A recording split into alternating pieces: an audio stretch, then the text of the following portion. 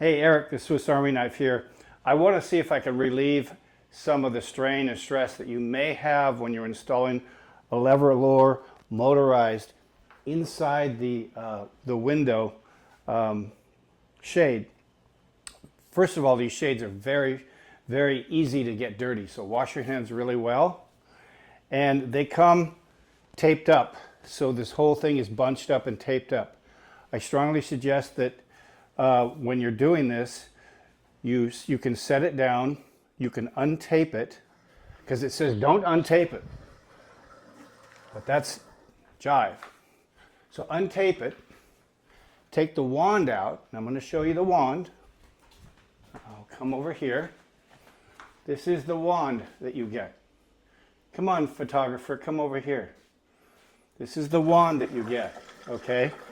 Of course, it's not a battery-operated wand. It's a chargeable wand. So when you get everything done, you can't use it because it needs to charge. So take that wand out, plug it into the wall, plug it into the bottom of this thing, and let your wand charge, okay? That's a big tip that you'll like for that. So now what I'm saying is, now that you've taken that wand out, you've broken the seal, so to speak.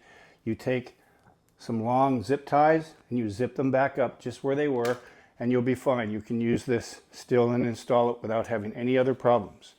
I want to show you over here. What's the matter? Taking my back over here. Of course, you're the photographer. And there's a bracket on either side, okay? I'm going to kind of peel this up so you can see the bracket. I got it. Okay? So there's a bracket. That's my wife talking there. So she's doing the photographer on this. And I was really frustrated when I put this in. I just went, okay, it's mounted. Now how do you want the valance installed?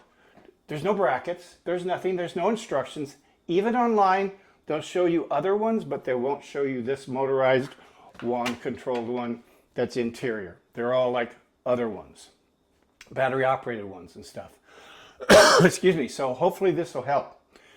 So what I suggest you do is mount your shade without the valance, and make sure that when you put them in, you've gotten these measured. Take them and take the brackets and just tweak them in just a little bit so it'll be tight when it fits in there. And you'll need a screwdriver, once you've done that, to pry it in and push it and get it in. Once you've got that in and you're good, take it back off, and you could actually cut your zip ties, test it, and then bring it back up. You could do that, but you need to zip tie it again. Take it off, set it down. Now, the valance. I tried to put the valance in with the shade in there. You're going to cut something, you're going to break something. There's a lot. They give you the valance. The top of this valance has 9 slots in it. What they're for, they weren't clear, but now I understand. So what I'm doing, because it's going into a metal frame, I'm going to pre-drill a hole with an 1/8 drill. I was using self-tapping screws, but I like the 1/8 drill, pre-drill. It's not as hard on the unit. So I'm going to show you one round of this. My wife will come over here on this side. I'll show you what I mean. I'm the big drill guy. I don't like using screwdrivers. Never use screwdrivers. Always use a drill. So I've got one screw in there already. Now I'm going to come under here. That's all it takes. Just right there. You're done. And you set this so it's not going to strip your screw. So you not only want it to go through the frame, the metal frame, but you want it to go into the wood. That's why I'm using 1 5/8 drywall screws. They work great. So I'm almost done, and I hope that this really helps and saves you time.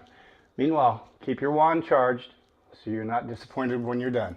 And be really careful with the finish on these white blinds.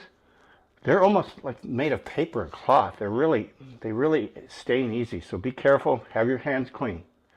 Thanks. And if you like what you see, subscribe at the bottom and ring that bell. Hit that bell so when I do something else, you'll see it. See you on the other side.